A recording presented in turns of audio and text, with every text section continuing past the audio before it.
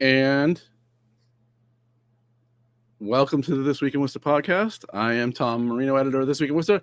I am here with John Keogh, who is executive producer of Manny J Media. Hey, John. What's up, Tom? How We you took a doing? week off. We took a week off. We Shame did. on us. It's my fault. It's 100% my fault. You weren't even dodging me this time. It was my fault. I wasn't dodging you. I've never dodged you. That's disinformation right there. Disinformation. Uh, we are going to start with the city manager's recent comments on the Supreme Court decision that basically enables criminalizing being outside. I'm getting a little feedback from your speakers, Mr. John, as And I'm per our turning. usual. I turned it down. Turned it What was the down. name of Is the it case? better? Grants Pass was the case. Grants And pass. before the Supreme Court ruled that, yep, even if you have no shelter beds, people can't sleep outside. You can arrest them, fine them, send them into a lifetime of debt for court fees they can't pay, and ensure that they will never get off the street. You're welcome to do that. That's what the Supreme Court decided. Your thoughts? So I saw the city manager's statement, and so what I want to do is I want to drill into what the Supreme Court said. The Supreme Court said that fining and arresting somebody for sleeping outside is not cruel and unusual punishment. That it was an Eighth Amendment challenge, and so that was the specific thing that they decided. So then the city manager, our city manager, responded with a letter or a statement that he released. And in his letter, he said that there is not going to be a new rule where we're going to start arresting people for being homeless. So, in an interesting thought that I was thinking about this, is that we do use bulldozers to move those homeless people, right? That is a standard practice here in the city of Worcester, where the Quality of Life Task Force, which is mostly, I shouldn't say mostly, it has police officers on staff, and they go into an area. They tell people to move out. They give them some kind of warning, usually not all the time, and then they give them a timeline, and then they come through with a bulldozer and they bulldoze the campsites. That is a standard practice. There's video of this.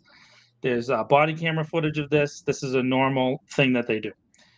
And so now the thought that I would have is to go back to the Supreme Court. The Supreme Court says a fine and arresting someone for that is not cruel and unusual punishment. And I would like to kind of go down the logic path. Is a bulldozer for a campsite cruel and unusual punishment? Just think about that. Is that normally how you deal with a campsite? A bulldozer.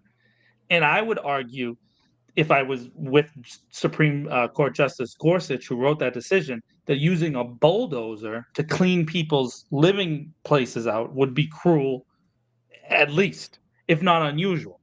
And the question then kind of came to my mind: is this like a normal practice? Do a lot of cities around the country use this practice? Because City Manager Batista has said on several occasions that we're not the only city that's dealing with the unhoused issue, and that this is like a common practice.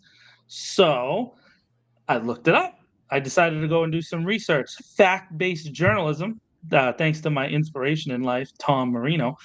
And it turns out it is very uncommon that people use bulldozers around the country. There are places that do it, but it is not a common practice. So it's not like, of the 351 cities and towns in Massachusetts, that 351 of them use bulldozers to clean out camping sites.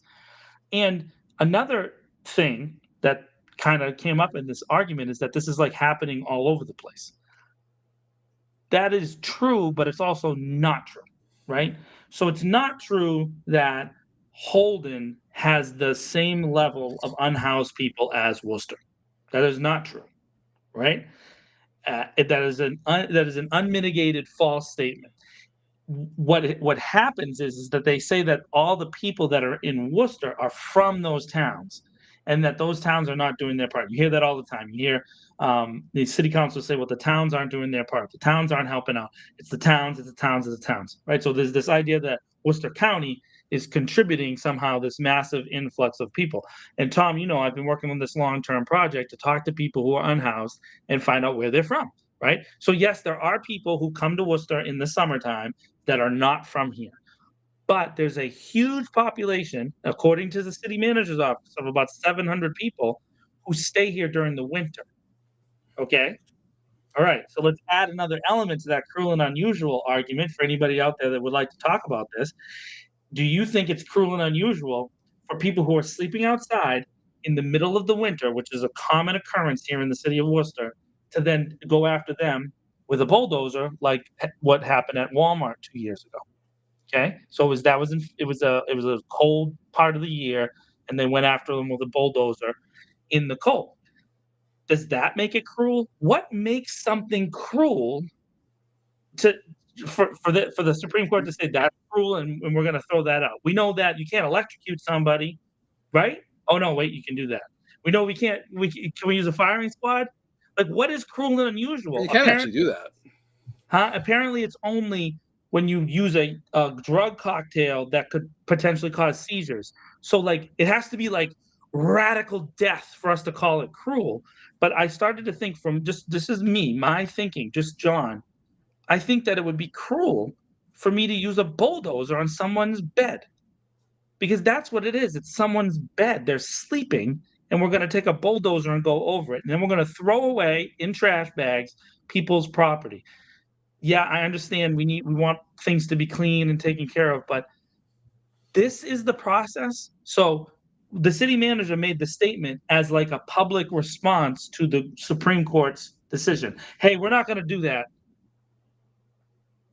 Nothing's going to change. And what he's saying is not going to change is that they're going to continue to bulldoze people, which is the standard practice. I find that to be cruel and unusual.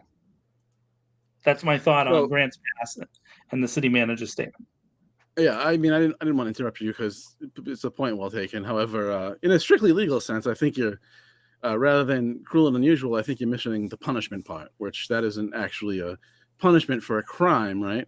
And that is, I think, what the Eighth Amendment is actually referring to. But your point is well taken. Yeah, it seems like, basically he was trying to reassure people that, the policy and how the city deals with the homeless population is not going to change. And so it'll continue to be bad, is the gist of it. Not as bad as it could be, Right. thankfully. But, certainly not as good as it could be either. And that's really the point. So a big component of being an American is that we kind of depend on these, rules and regulations. And realistically, when the Supreme Court makes a decision up until this point, right, we just kind of say, okay, that's what it is. That's the law now. And even though this Supreme Court has started to do this overturning of long-term precedent, which, by the way, is not a new thing. It just happens to be new that it happens this much in a very short period of time, right? So there's been many courts that have had to overturn things, right? Of course, the most famous being the Dred Scott decision, which basically said that a person was not a full person, and then and at the time the Supreme Court said that that was right, and then it had to be overturned later on when someone who was normal said, "Oh, that's not right." Right? That was never right, and it shouldn't have ever been there, but it was there, and so there was a Supreme Court that came and had to overturn that precedent. The Supreme Court had to get involved when a black man and a white woman wanted to get married, and a white man and a black woman wanted to get married. We had to get the Supreme Court involved in there because they said that wasn't allowed. Things like that is where the Supreme Court had to come in and overturn years and years and decades of precedent. This new push towards overturning precedent is not new individually, but it is new in this grand sense of things. And so there's this upheaval in the law that has to be dealt with. And a lot of what needs to happen now is we have to have these processes go for months and years and all these times to deal with each individual thing. And like what you said is true, Tom. There really is no legal way unless the legal opinions change.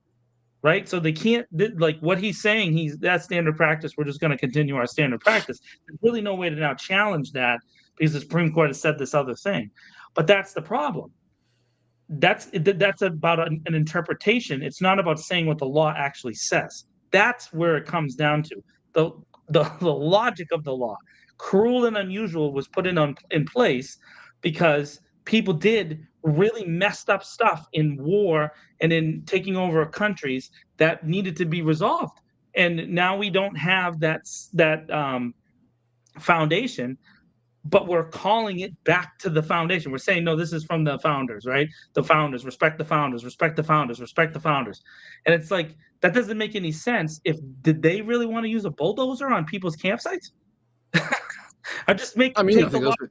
all the way I to the mean, end. look, it's Yeah. what is actually. Yeah, you're right that the pace at which they are just, wholly ignoring precedent, is certainly unprecedented. It is by far the most activist court that this country's ever had. But with that said, very fast. what's important to distinguish though is, activist courts of the past, they render decisions to give more people more rights, where this court is basically the first that has made it a practice of taking people's rights away. And yeah, and I would say I would agree with that. Even if you don't agree with the rights that the people have or don't have, the issue is that is really where the fundamental understanding of the law needs to be taught to people and explained to them to really get them to understand what's taking place. But even if you don't agree, right, and you say, well, I think it is good that what they're doing, okay, they're contradicting themselves in the law, in the precedents that they're overturning. The grants pass overturning of not overturning of a municipal law that was put in place, a specific law that was passed. By the way, there was no vote. It was an imposed ordinance by the mayor of that town. There was no vote. There was no legislation. There was nothing. It was an administrative decision. Okay.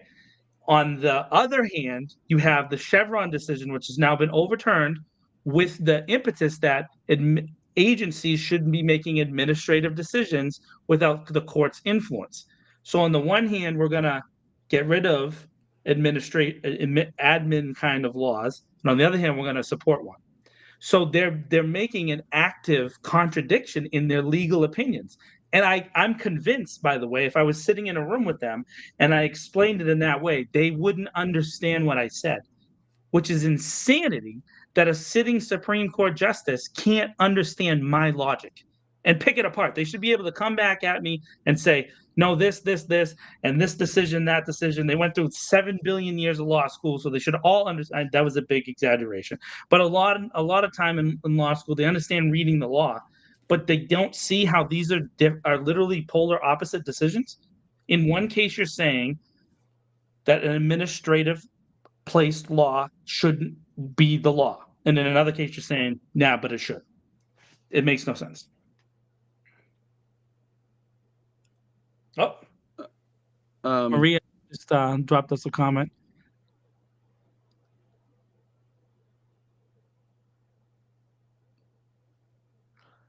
Okay, so the money. They're talking about the money that the states are. She's talking about Massachusetts. There's a lot of people being housed that are migrants. Well, and that's true, Maria. Not wrong that there's a lot of folks that are being housed through that. But this decision doesn't necessarily have anything to do with the money that they're spending. This decision has to do with they want to literally go after a specific segment of people who are sleeping outside. In this specific case, there's an actual person that was the person that was fined and arrested. It's not a broad category. It's like a specific situation. And that person got a lawyer and said, hey, that's not fair. You shouldn't fine me in this situation. You're putting me further in debt. You can look up the person's name in the grant. Tom's on his way right now. You can see him. He's on his supercomputer fast. I'm going to find the person's name. But so they want the power of punishment, which is what Tom was talking about earlier. Not necessarily the overall problem of having too many people and not enough space. That's not the issue here. That's a different issue that has to be dealt with in a different category. What we're talking about is that they want to punish people for that. So if in the case of a migrant family, let's say a migrant family got kicked out of a hotel and they had to live outside, they would be also subject to this punishment. They could get thrown into jail for this based on this decision, which wasn't passed by any legislature. Similar to what our city has gone through, where the city manager, who's the executive, can make administrative decisions and the city council just kind of rubber stamps them. In the case of this police department policy, it was not passed by any legislature. This is a decision that has been come to from an executive, both the city manager, his prior boss, and the police department have made a decision that this is how we're going to deal with this. There was no law passed, so there really is no law to even argue with. Does that make sense? What I'm saying? You talking about here? Yeah, here in Worcester, the city council didn't pass a rule saying you can bulldoze campsites. That was never passed in Worcester. No, right? but I mean, look, I mean, in a strict sense, that there's laws being broken. But that is how the law is enforced is, yes, right. That's the so rub, then right? there's this argument about this idea of like, what about this, what about that? Yeah, but this, but then that. So my thought when I speak with the police, and we just interviewed the chief of police, something that I have said to him many times, and I'll continue to say them. Why doesn't the police department focus its resources on people who have higher positions of authority that are messing up? Right? They're breaking the law. Why doesn't, for example, there's a lawyer here in the city of Worcester who's doing the wrong thing. He's embezzling funds, or he's stealing or lying or cheating. Traditional white collar kind of crime, right? That's the nickname for it, versus blue collar crime. Why do we focus our resources on blue collar crime versus this other kind of crime? Even though those people should be held to a higher standard, right? Those folks it's a pick about what you use your police department for, right? You choose Right. that. It's a choice. And in this case, they're choosing, we're going to arrest the unhoused. And now in Worcester, they're not saying they're going to arrest them, but several arrests have come out of when a bulldozer has gone to a campsite and the person freaks out because their stuff got wrecked. And then the police say, well, you were acting crazy. Of course you were acting crazy, because Your stuff just got wrecked. How would right now I can feel myself getting a little frustrated, right? If you bulldoze my stuff, I'm going to get pissed off. And yeah, maybe I'll take a swing at a cop. And I'm not saying that that's a good thing, but that kind of emotional level that you end up responding with is a normal human response, but it shouldn't be an arrestable offense, but it is in this context, or at least, as Tom just said, it was enforced that way.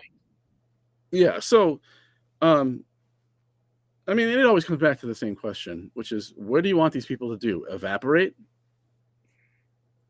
Like, I mean, you're going to be somewhere. When you exist, if you're alive, you have to exist somewhere. It is like, right, we've broken this all the way down to is or to be. Like, to be alive is to be somewhere. So, I don't know, there's still no answer to the question, what do you want these people to do besides evaporate? And there's no real push to solve the problem live, right? There are buildings in the city of Worcester right now, office buildings, that are completely empty. That is a fact, right? I'm not saying there's a lot. I'm not saying there's enough to handle the whole situation. I'm not saying that. But there are empty buildings in the city. There's also buildings in the city that are partially occupied, like the Telegram and Gazette building. There's many empty floors in that building right now, right? Used to be full, but they have long since fallen down, and they're falling behind this week in Worcester, right? Thanks to Tom and I's incredible chemistry on screen. But I'm serious about this. When you think about those buildings, they have empty spaces that could be used for housing. If you truly had the political will, you're like, you know what? We don't want anybody on the streets. We're going to get everybody off the streets. You could do it, but it would take real difficult conversations about how resources and personnel are allocated. That's the problem. Yeah, well, yeah. I mean, but those buildings are not owned by the city, right? And they're owned by somebody else. And so but the city's job. So this is really goes, and I'm weaving this. This is a plane that I'm trying to land, right? I have made the argument about the cable operator contract that the city manager and the city council should be arguing against that company because they're abusive, right?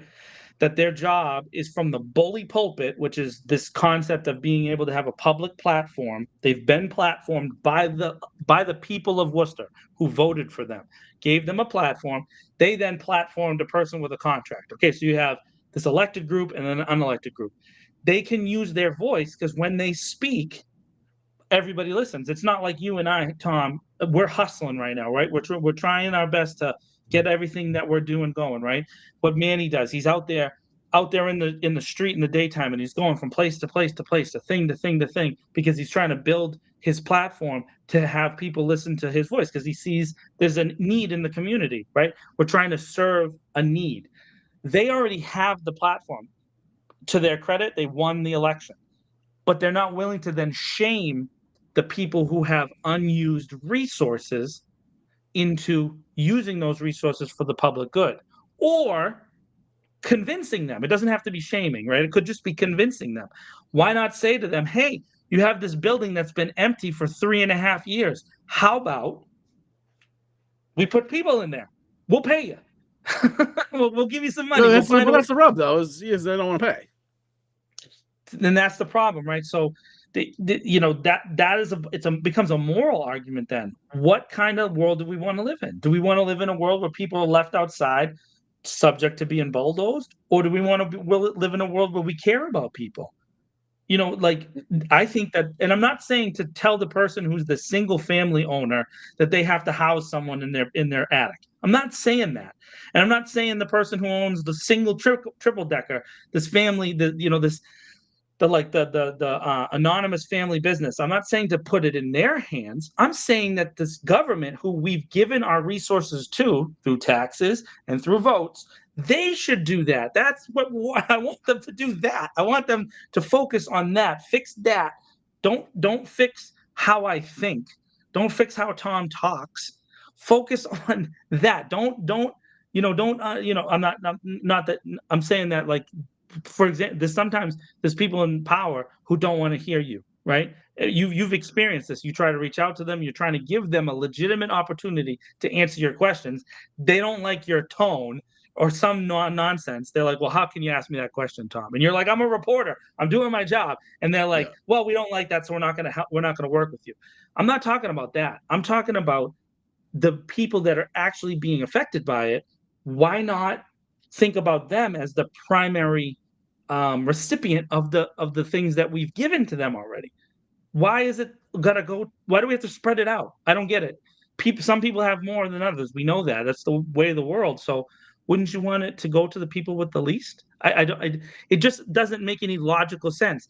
And the response isn't, yeah, John, okay, you're making a good point, but I just disagree. No, the response is something completely different. They say that my argument is not the right argument. They shift the goalposts, and they say, well, we don't have the resources, and we don't want to ask business and property owners to change the business and property. Doesn't matter how they got their property, by the way. It doesn't matter if anything weird or shady happened that they ended up with their property. Now they're a property owner, and so now we have to take their property rights serious. Their property rights are really serious, and I agree. But I'm not talking about the single family owner. I'm talking about the giant glass building that's just sitting empty, and they're still running the AC, and they're still running the heat over there. I can see the lights on, but there's no one in there. So why not put people there? That's what doesn't make sense to me. Logically, it doesn't make sense. If I had the building, which I don't, and I don't think I'm ever going to be a millionaire or a zillionaire, but if I ever was, and you can hold me to this, future people and future Tom Marino, I'm saying it on This Week in Worcester's podcast on July 14th, 2024. If I ever get a giant office building, I'll put people in there. I promise you that. I will put people in there. I'm running on that. They're right there. There's my public statement. Yeah. So, the bottom line is, it's always interesting. Like the tone that comes out of the city manager's office is sometimes interesting. Like, they thought that this was a good idea to talk about how, nothing's going to change. We're going to keep doing what we're doing. Like, basically, we're not going to make it worse. We're going to keep doing the bad. Right. And they're saying, and they want people to be happy about that. Yeah, right. Yes. Right. We're going to continue to Leanne have said basically no policy. office building, yes, giant office building, Leanne. I want a 100-story glass office building, like the one above Tom's head over there somewhere in the. So that's that. Yeah. You mentioned it, so let's touch on Spectrum. Your favorite topic, Spectrum. Oh yeah. Charter Spectrum Communications. So once again, they did new the price they did increase, the thing, folks. They did a price increase, and the person who so two things. One, I was given this information by a person who works for Spectrum, who I gained a good relationship with while I was the head of the Cable Television Advisory Committee. And so they said, hey, they gave me a heads up. The price, there's going to be a price increase after July 1st. And I said, oh, okay. And this is the question I asked this person. I said, who has, by the way, appeared in public hearings in the city of Worcester. So that'll help you narrow it down. Did they inform the city manager? And the person from Spectrum said, nope, they don't care. They don't care. And they don't care. You know what? And so then it came out last week that they increased the price of cable, not internet, just cable, by $3. Okay. They also increased the price of internet, which there is no contract governing whether or not they can increase prices. Okay. They can increase their price. They can do whatever they want. They have the right to say, move it up $10. But part of the contract that they signed with the city of Worcester is that they're supposed to at least inform the city manager 30 days before the price increase is informed to the people who have cable bills. So that gives kind of a 60-day window to the people of Worcester to make a determination: do I want to keep this or not, or do I want to pay the extra $3? In this case, they waited and they released the information after the first of the month when the cable bills have already been mailed out. So the person didn't even get the chance to decide, do I want to continue this service, that they increased the price. They already are being billed for the price as if they chose to have that higher price. That kind of practice to me is bad business. That's how you lose customers. You treat customers badly. Let me give you an example, Tom. Let's say you go to Applebee's. I love Applebee's. Everybody who knows me knows I love Applebee's. Let's say you went to Applebee's, Tom, and you ordered a classic cheeseburger. Right, Tom? I know you like yourself a classic cheeseburger, bro. And the classic cheeseburger costs what? $8. And then you ate the classic cheeseburger, and then they gave you the bill, and the bill was $11. And the lady said, hey, the price went up while you were eating a burger. That's what the cable company is doing, and they don't care. They think it's a joke, and they are convinced that the city manager is going to sign that contract and never look back. They believe already. And the guy that I helped hire, the lawyer, Jerry, they think that Jerry is they basically think Jerry's working for them. He's going to get the language that they need in place to make sure that they have the contract that they always wanted. Spectrum has been negotiating with the city manager in public this entire time by basically slapping him in the face and saying, hey, I don't care what you do. I'm going to increase the price and there's nothing you're going to do about it. And I want to point out that last year, right before the election, the city manager and the mayor wrote a joint letter to Spectrum about a 5% increase.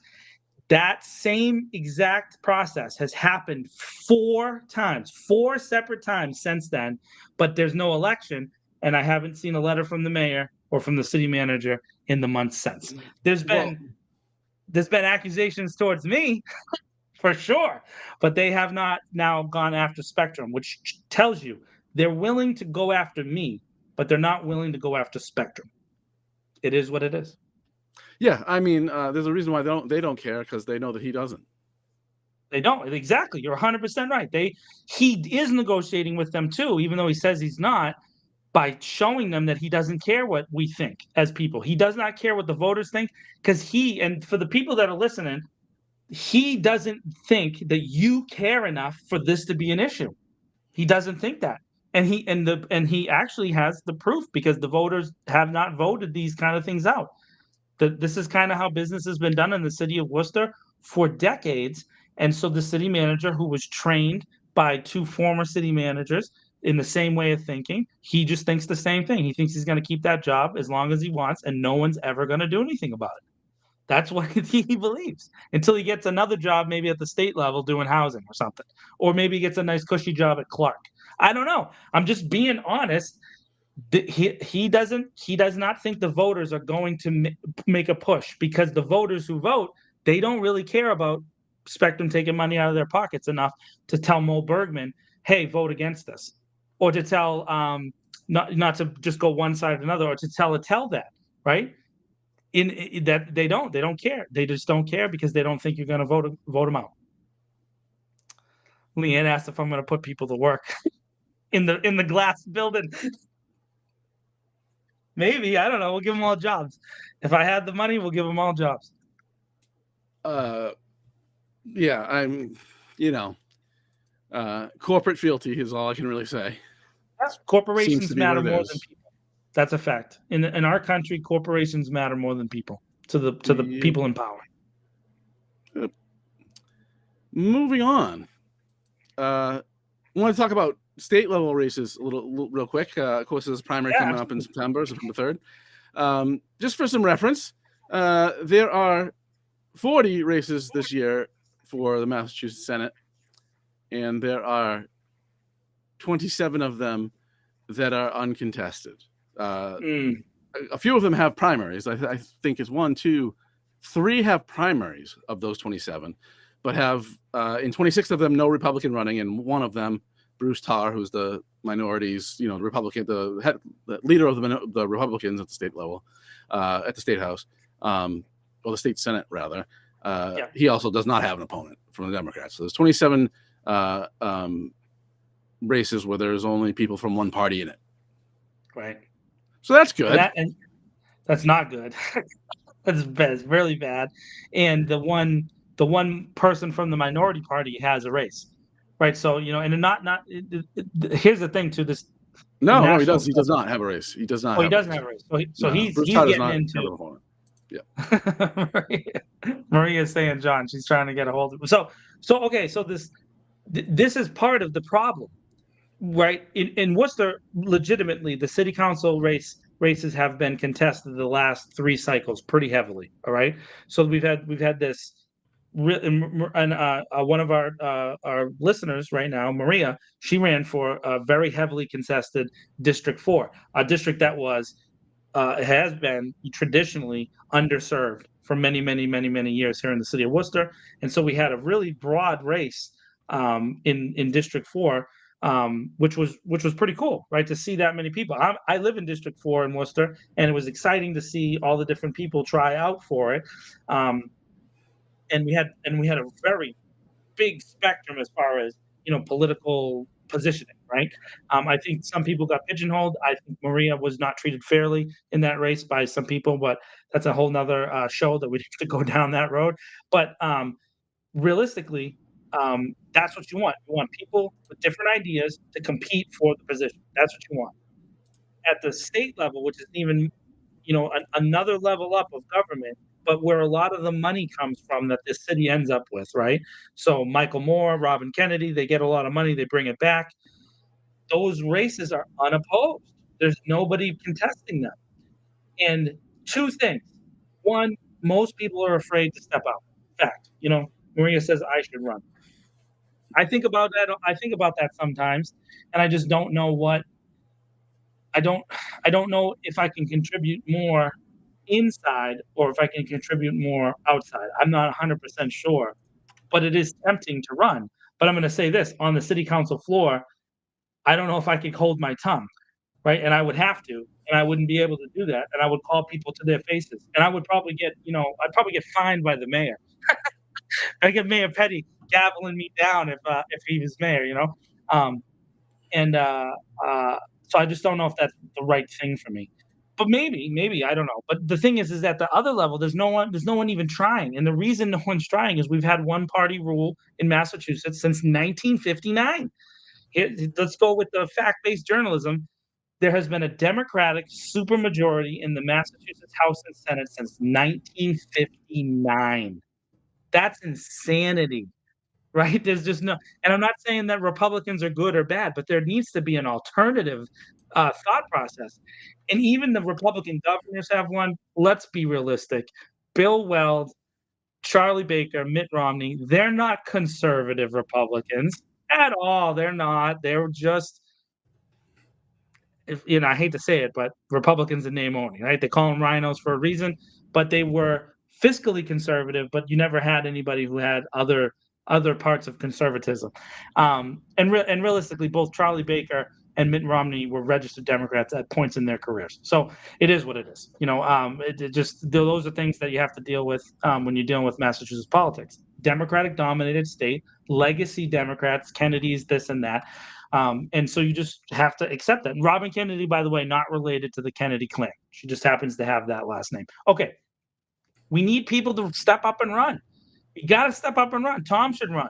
Leanne, you should run. So we need different people with different ideas, but the system is slanted against us, right? Because how do you win the elections in the state, Tom? Well, so I mean, I take a little exception to some of this. There's been one party, but there's look, Mariano is a social. Maybe some social stuff he's on the left. I mean, the decade, some of these Democrats that we consider them on the left at all is hilarious. Like, we don't have a left in this country. We don't. There's no actual left in this country. Like, people think Bernie Sanders is like some wacko. Like, he's center left in most of Europe. Like, I'm with you on the positioning, but the problem is that they've all run within the same party structure. So there's never even been like a competitive like fundraising organization. And listen, I'm not saying the ideas are wrong or right. I'm saying that there should be competition, and there's no competition. It's all centralized in one place. I'll give you a great example, Tom. In this state right now, there is an agency. It's called the Massachusetts Department of Corrections. Okay, the Massachusetts Department of Corrections has been considered by the governor of our state to be a rogue agency. That means that they have had laws passed to change them that they refuse to participate in. Okay. Who is the number one organization in this state for fundraising for the Act Blue platform? Do you know the answer to this question? It's MCOFU, which is the union of the corrections officers. So the same people who criticize the Department of Corrections for targeting Black and brown young men, having sentence structures that are horrible and racist and openly easily accessible, inhuman conditions, just corruption, all over the place. They are Democratic fundraisers. That is a fact in this state. Now, in other states, it's not the same, I'm willing to concede that, Tom. But in this state, it is, and that's a problem when you have only one party. And so there is no real difference between, like you said, there is no left, there is no right, there is no center. It's all kind of like a mishmash of the same thing. And so nothing ever really gets done. It's just the same problem continuing for years and years and years, right? And so it's funny. It's kind of funny. It doesn't really change anything. Recently, the Commissioner of Corrections said that, hey, we're doing really good because we have the lowest amount of people percentage-wise in 40 years. That's a true statement. But if you look at the total number of people locked up, that hasn't really changed in a long time. And what you do see, though, is a massive spike in people on probation and parole. These are all things that you can look up. There's a high number of people. So they're taking more people out of state prison, and they're putting them on probation and parole. So I'm going to ask you, Tom, do you think it's better that we have more people on probation and parole than we have in state prison? Yeah. I mean, depending on who the people are. I don't think that. So here's the thing, is that that's still supervision, and it's still costing resources to say, we think this person can be good in society. We're good. They're good to be out, but we need to supervise them. That doesn't make any sense.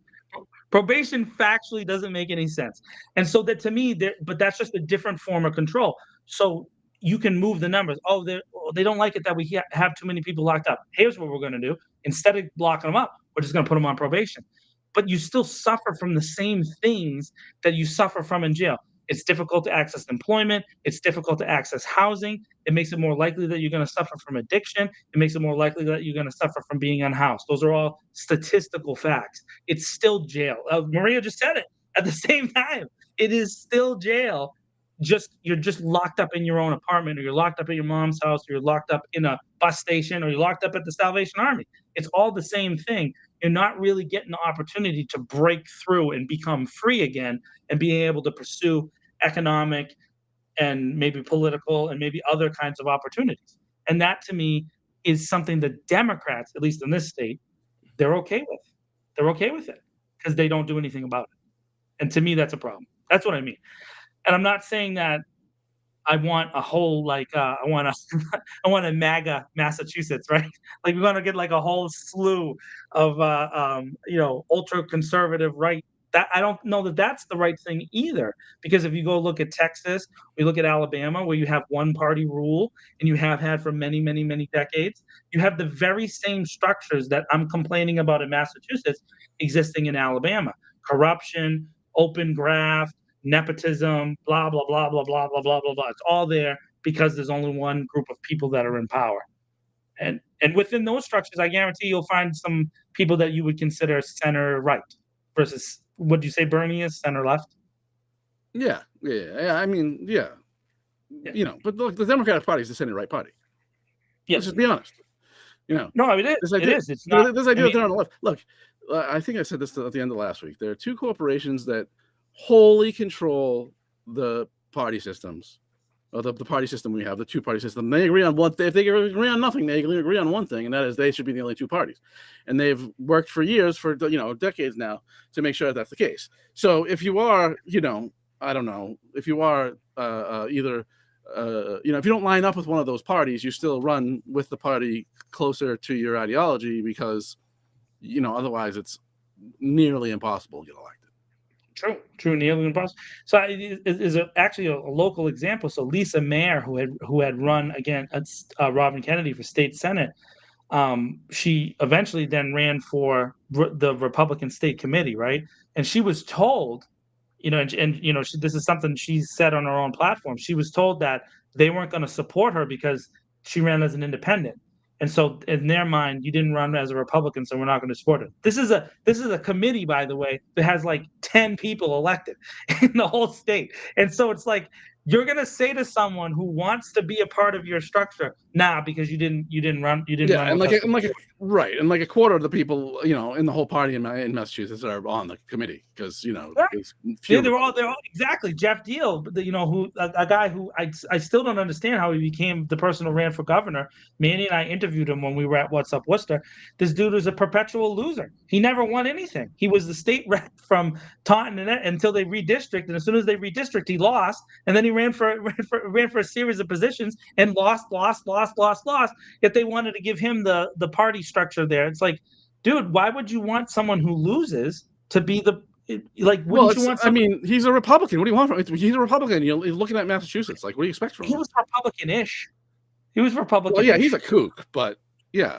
and it was funny because he tried to pivot to Trump. He was a Charlie Baker guy, and like kind of a center, medium. He's a chameleon is what he is. Let's be honest. The guy's a chameleon. Yeah.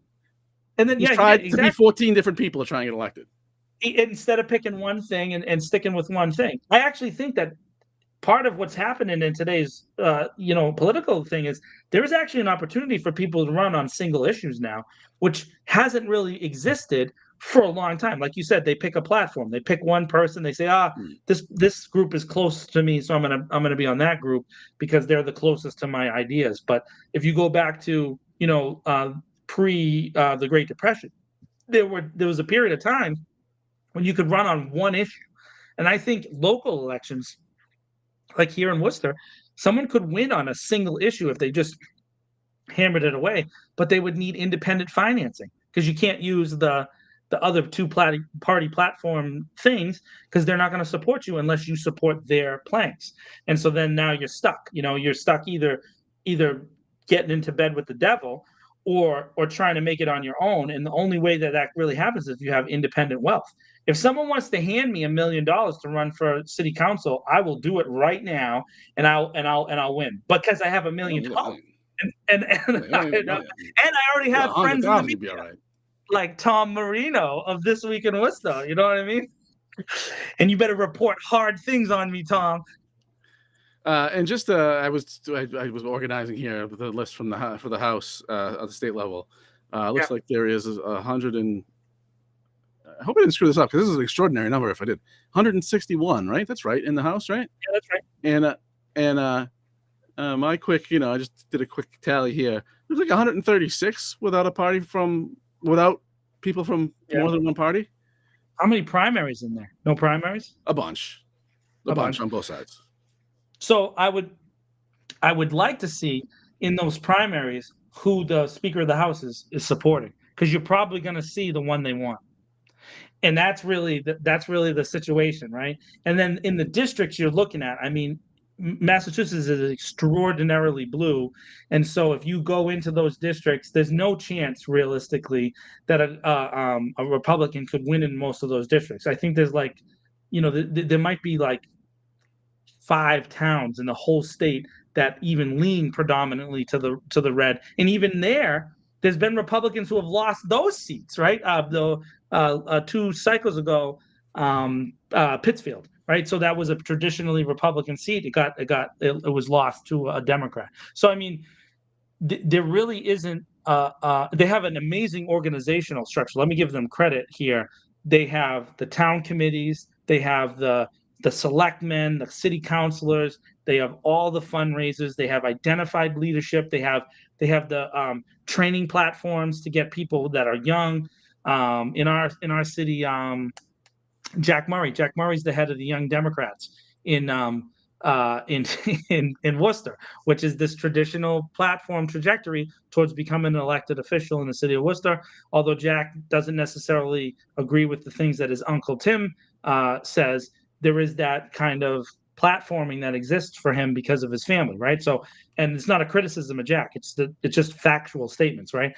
But he's decided, I'm going to go this way. He also has Worcester Political Dialogue, a page that you and I and Maria are often on arguing on, not with each other, but with other people, right?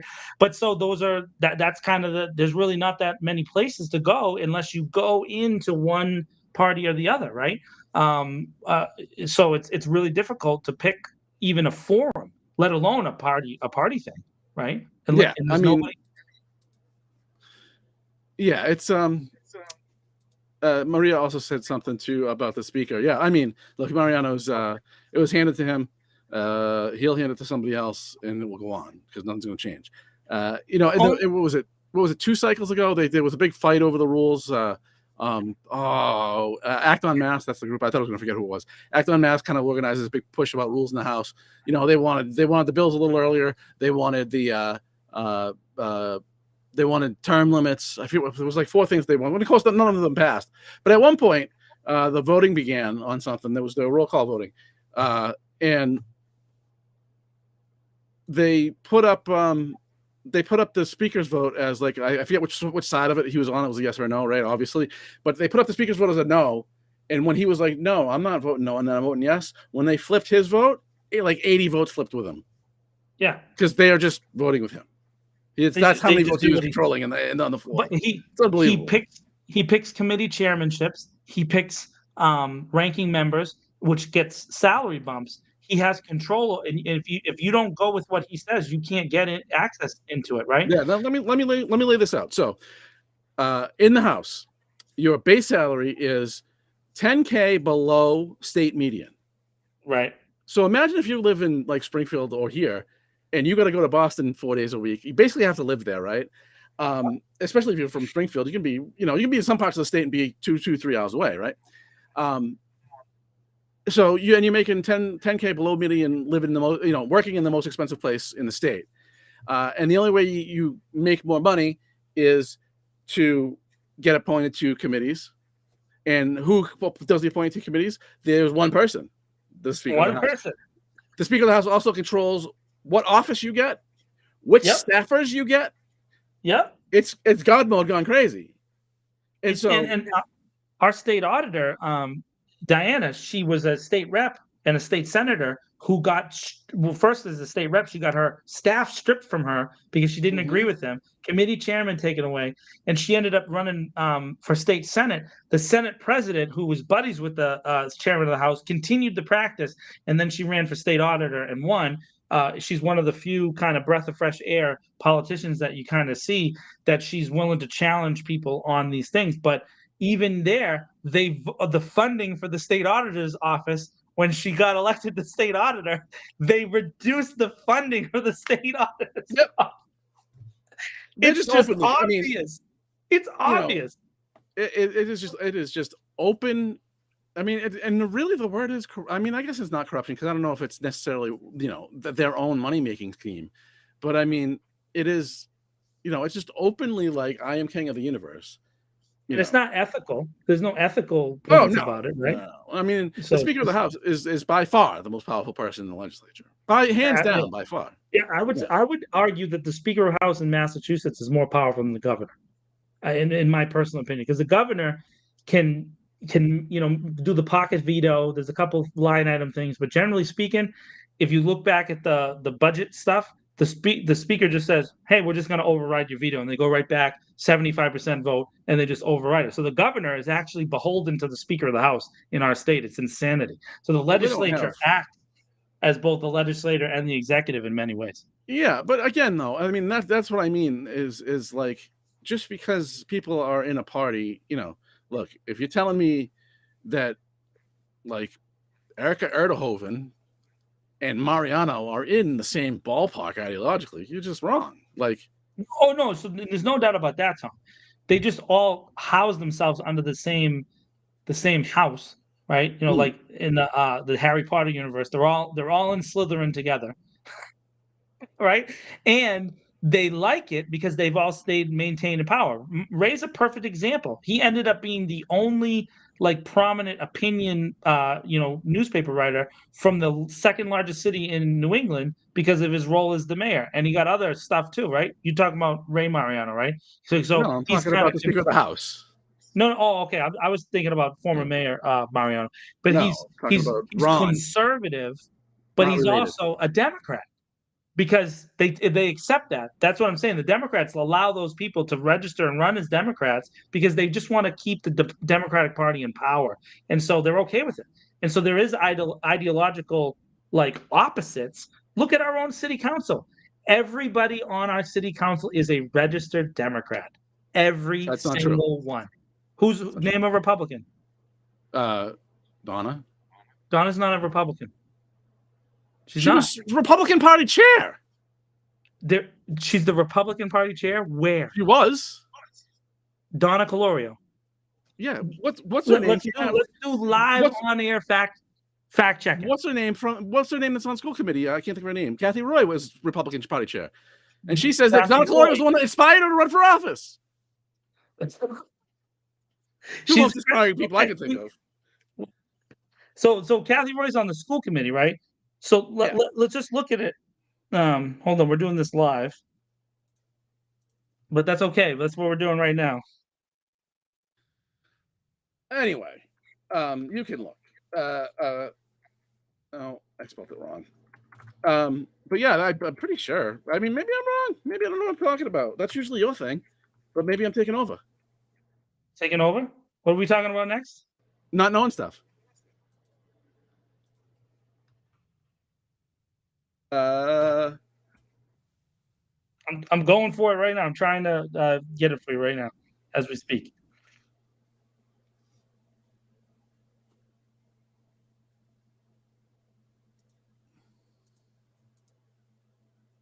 I can't find it. We shouldn't be doing this live. You shouldn't be doing. All right, we'll do it. Ron Mariano is one of the worst people alive. Anyway, I'm opening stuff, but I don't even want to now. Moving on. Ballotpedia, Leanne. Ballotpedia. All right, go ahead. I'm sorry. Oh yeah, there you go. I didn't even think of that. I don't even really want to talk about this because I have nothing nice to say about it. But I do feel like would be kind of derelict in our duty if we did not bring up what appears to be the attempted assassination of the former president the other day. Yeah. I don't even know what to say, really. So I mean, I don't know, what should be your response to they missed. I don't know. So I mean, to me, kid is probably dumb. Yeah, I repudiate violence just in general. I'm an anti-gun guy. Um, and I'm an anti-gun guy from a person who also happens to be an ardent Christian man. And I don't believe that we should be carrying guns. I don't believe that um, that it's needed or necessary in a world where you don't want violence. I think that what happened is terrible. I have no idea why it's happening. My only issue with what is happening since is people openly rooting for someone to die. Um, so we have seen that President Trump has had some really terrible things that he said, and I can see that. I've heard things that he said where he's rooted for people to get hurt or to die. And we have had prominent national politicians and people all over our city and all over the world saying, "Hey, that's bad and it's wrong," and we deplatform the guy, right? And rightfully so. You shouldn't be causing people to die or saying someone should get hurt or get sick or any of that stuff. It's terrible and it shouldn't happen. Okay. Yesterday, people that I saw who were rooting for him to be taken off of Twitter and rooting for him to be, taken off of Facebook were also rooting for him to die. And that is not right. And so that's all I'm saying. I just stand against any rhetoric that says we want people to be hurt. Um, and that's it. That's my only thing. What I will say this too, to make it balanced, President Trump has done this same kind of rhetoric, and he has contributed to the national environment of political violence. There's no doubt about that. He has ratcheted up this idea. We're gonna fight and we're gonna kill and we're gonna take it back and punch and in this kind of angry tone. He's done that, so he can't step away from it. This is a result, and he has a part of that sickness. He's contributed to it. I want to start to say that it's a national disease. This idea of hatred and just like we want to run people down, and it's just horrible. And this is the only thing that can happen. There's only two possible paths after this. One, we figure out a way to heal as a nation and figure out how to love each other. One. And the second one is that it ends really, really badly. And I don't want it to be that one. I want peace, and I want people to live freely, and I want people to not get hurt. And I've seen too many things in my life. I've had people die in my arms. It's not a good thing. It's never a good thing to look at death in your face. It just shouldn't happen. And so I just hope that people can stop for a second. Stop saying things on Facebook. Stop it. Just go home and think about it, and vote for whoever you want to vote for. Vote for this person or that person. I don't care. But please treat people better, treat each other better, Someone put DonnaClorio.com. Is that is that how we find out? Yeah, I don't know. We can't click it in the link. So yeah, I mean, I don't think that was wasn't very productive to attempt to kill a guy. But I will just say that what's more important to me than one person perishing is women dying because they don't have access to appropriate reproductive care. And I quote, "You have to kill their families. That's what you have to do." End quote. So I mean, for me to feel sorry for this guy, feel bad, feel any empathy for him whatsoever is a pretty big sell for me. His family and whatever doesn't deserve to have to live through something like that. But he's alive and well, so they don't have to. But for me to feel anything for this man, this is the stretch. Hey, so real quick, just a live fact check myself. According to Donna's website, she's registered independent, and but she also has herself pictured with four of the most prominent Republicans in Massachusetts. Yeah, so there you go. On her webpage. So yeah, two people died actually. I think the second person that was hurt died as well in that shooting incident yesterday. So yeah, I mean, that's obviously, there were just people standing there. Again, you have to kill their families. That's what you have to do. So, It's terrible. that's a direct quote from that person. Yeah. So, That's terrible. It's and so that I want to say that saying that you want to kill and hurt and harm people is just that's not how it doesn't. Here's the thing: people get agitated pretty easy, right? When you give them that kind of language, and I think I think that there's a national consensus that the angrier and more anti someone you are, the more likely it is you are to attract money, and the more likely it is you are to attract attention. And so there's a lot of evidence to say they might be right. But I will say this: I still believe that someone can run for office on a platform of love. I swear. But no one does it. No one does it. There's no one who does that. And that's what I'm saying. So all the evidence is it's the other way. Saying that you're against something is the thing that wins. But why not people running and there are positive campaigners. I'm not saying that no one has ever run a positive campaign because they do, but the vast majority are just against something, not for something. And I'm tired of it. I want people who are for something. Show me those people. Tell me what you're for. Care about people, relationship building, and let me say this to use a local example. In the race between Joe Petty and Robin Kennedy, right? I like both of those people. I really do. I like them both personally.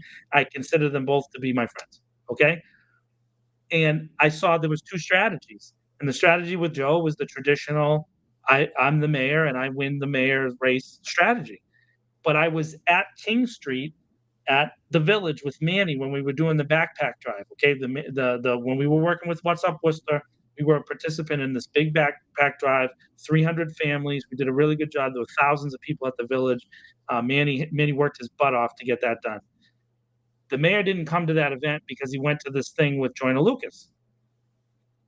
Robin Kennedy came to that event. She shook everybody's hand, and then I walked her to the sidewalk and was talking to her on the sidewalk. We were just talking about an interview she was going to do with Manny on the election eve, and I watched Robin walk up King Street, okay, in her padded shoulders and in her flats, and she started knocking on doors in King Street after she was at that event. I saw that with my own eyes, and and it was low turnout election and all that, but she won District 4 going away over Joe. She walked up King Street. I saw her do that.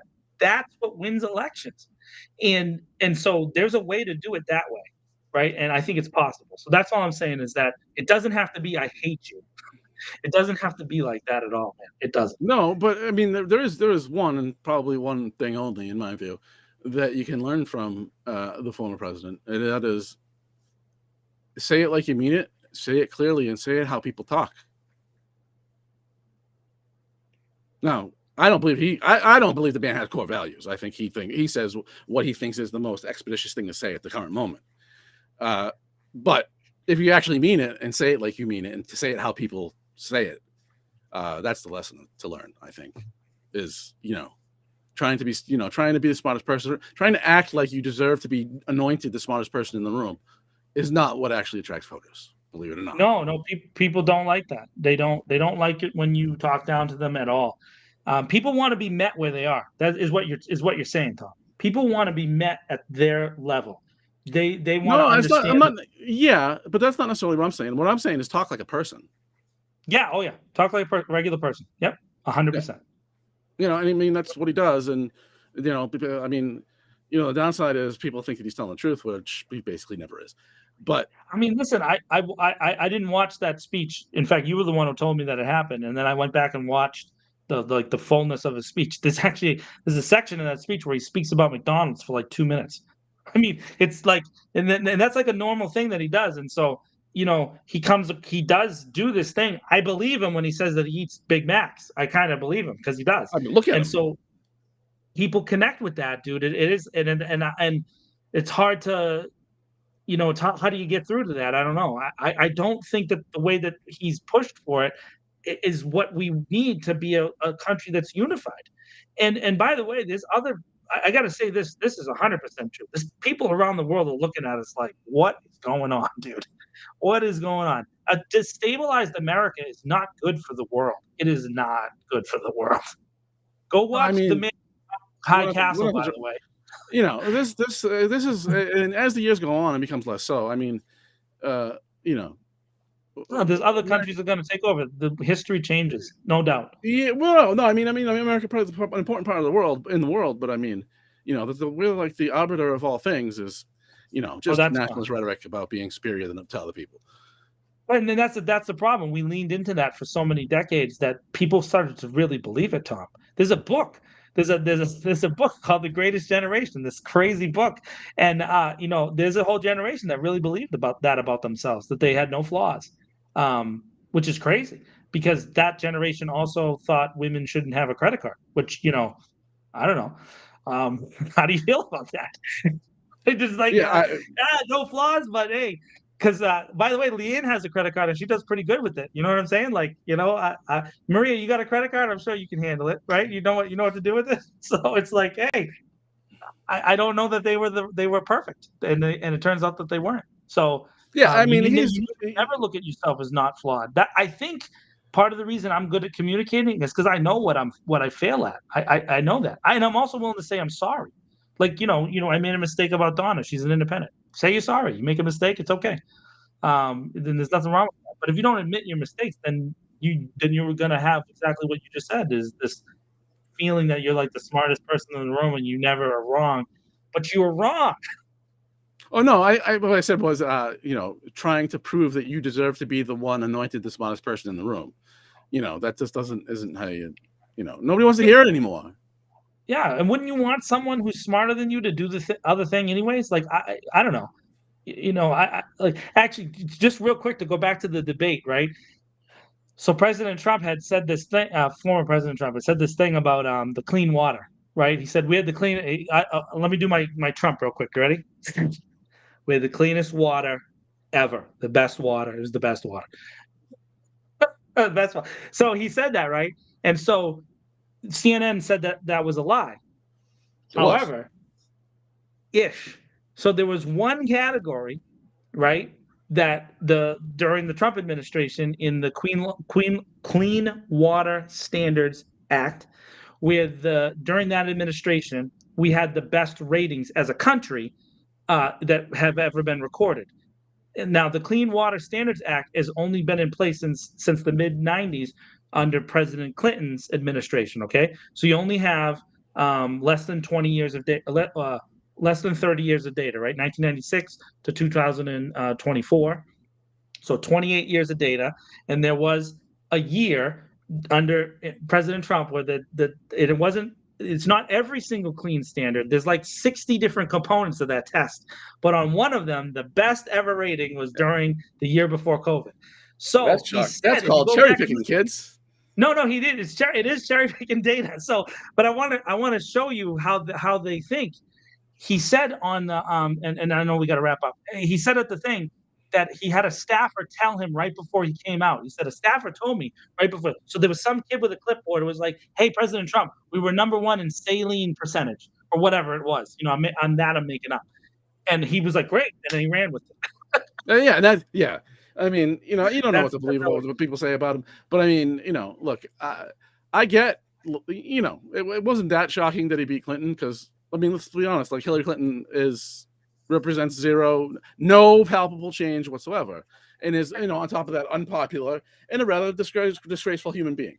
But like, so I get like the voting for even if it's terrifying change, voting for it, like voting the anti-establishment. But I mean, I just, you know, I mean, not that I was ever on that train with him because it's, you know, he's just a repugnant person. But when a guy is running around quoting, like, he's saying things directly out of Mein Kampf and then says, "Oh, I didn't get it there." Like, you wouldn't think of that on your own. Maybe your fascist little buddy, Steve Miller, what was his name? The little bald creep who deserves to be hit with a bat. Yeah. No, the other one. Oh, the other guy. Yeah. Stephen Miller. Yeah. Maybe Stephen Miller wrote it for you, but I mean, like, you didn't make that up on your own. Like, you didn't come up with, you know, poisoning the blood of our nation. Like, that's not your original thought. So where'd you get it? In that case, it wasn't Hitler's original thought either. He stole that too. Well, probably, but I mean, Yeah. So that's the thing. Those kind of things are stolen. I'm with you. I understand what you're saying. I So just listen, don't we got to understand how you don't get off the train at that point. Like, how, not, and that's a pretty terrible analogy now I think, but I don't get how you don't get off the ride with him at that point. Like, dude, this guy's running around like saying crazy stuff. And Yeah, I don't think that people even know that, Tom. That's really the thing. Is there's not a consensus to educate the national electorate about, hey, what's being said and what's not. There really is a lack. And I didn't hey, get it there. by the way, that national Just another education brilliant thing that falls, I came up with. right. No, but the national education system that we purport as the greatest in the world turns out it's not. And the best, So, it's funny when he does like he panics about stuff like the noise about, especially on Capitol Hill last week, like the noise about Project 2025 was pretty loud. And he was like, he just like had to put out a one on a stupid social network. He just had to like say, this Project 2025 thing, like I don't know what it's about, and they got some good ideas, but they got a lot of bad ideas, and I don't have anything to do with it. It's everybody that used to work for you. although a bunch of those people he fired.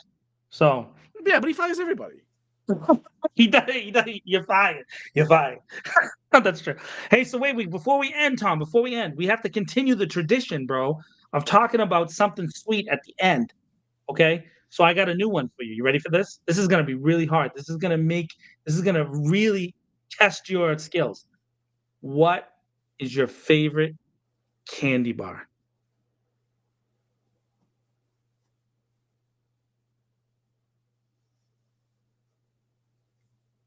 I'll go Milky Way, I guess. Not a huge candy Regular person. Milky Way? Milky Way? Yeah. Yeah. Mine's Milky Way Midnight. I like the dark chocolate Milky Way. I'm a dark chocolate guy. What about the people in the chat? If Leanne and Maria are still up, what's your favorite candy bar? Because we have to end on something sweet. This is how Tom and I stay in love. Dark chocolate Kit Kat. No, I mean, I'm not sure that nobody has original thoughts. Hey, Tom, she went with the all caps, bro. All caps. I guess she wins. You capped us up. Oh, the bueno. Oh, the bueno is good too, Maria. Oh, that's a tough one, man.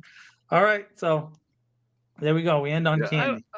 I don't know that nobody has any original thoughts, Maria, but Hey, I have a question, Tom. Does a Reese's peanut butter cup count as a candy bar?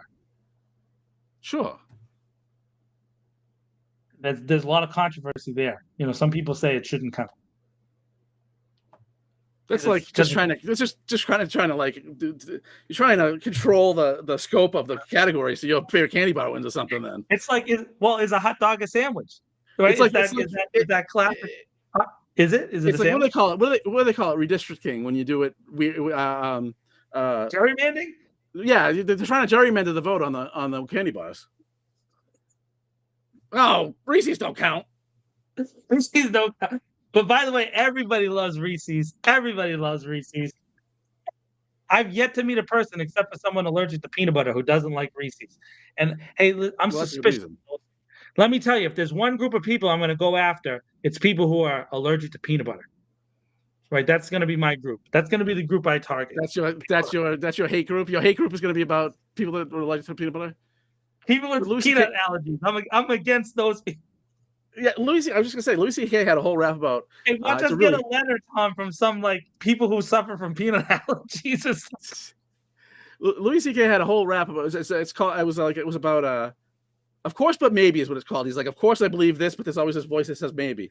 And one of the things that he listed, it's a hilarious bit, but one of the things he listed was, of course, people with kids with peanut allergies, they need to be protected, and people need to label the food, and we have to have antidote or whatever ready for them all time. Of course, we should protect those children, but maybe if we just forget about peanut allergies for a few years, there'll be no more peanut allergies. No, Tom. Evolution through peanut allergies. Oh my goodness. Oh, natural selection by peanut. No way. Yeah. Oh, that's great. That's great. Oh, I never heard that. That's funny. Oh yeah, no, of course, but maybe it is absolutely hysterical. whatever you may, I think similarly to most people on his private activities, but he is an absolutely brilliant stand-up comedian. Absolutely brilliant. Hey, so over the next few weeks, we should cover maybe some of these local races, and like I know they're unopposed and stuff. There Maybe aren't we should. any. There's We got nothing to to break them cover. down, though, right? Should we hold them accountable, Tom? For what? Huh? For Against not what? I don't know. What are we comparing? There's nobody to compare him to. There's some primaries for I think they're open seats, but they're all I don't know. I didn't catch if there was any Republican primaries in the House. There was a couple in the Senate, I think. Any local Worcester primaries? No. That we can No. No? No, what's the primaries? What do we need primaries for? Mm-hmm. Everything's going so well, I might as well just elect the same people. Maybe I should run. That's what we did in Worcester. Yeah, no. John running? I don't believe there's any Worcester primaries. Nope. All right, so we'll talk about it. I know Manny and I are going to be talking about that stuff. You got to come back on and argue this stuff with Manny too. Manny's got some stuff he wants to talk to you about. All right. I'm happy to, but yes, there are no in the House. There are no Worcester primaries. There's some around the state, but not in the Worcester districts, and in the Senate there is. I don't believe any. When there's no choice, you get the same. I mean, there's some people I like, and they're like, like how I'm all right with nobody running against Eldridge. That's fine. We'll keep him. Oh, Jamie Eldridge. Yeah. Yeah. By the way, Jamie Eldridge, great champion for criminal justice reform. One of the people who has pushed really, really hard at the Department of Corrections, and the phone thing. Actually, the phone thing is probably an issue. It might be an issue for Sheriff Lou 2 years from now when he has to defend his seat again. Nobody will run against him. Well, I mean, the person who ran against him last time was a Democrat, so. Yeah, but a shellacked. He did get smashed. It was smashing. Yeah, it was smashing.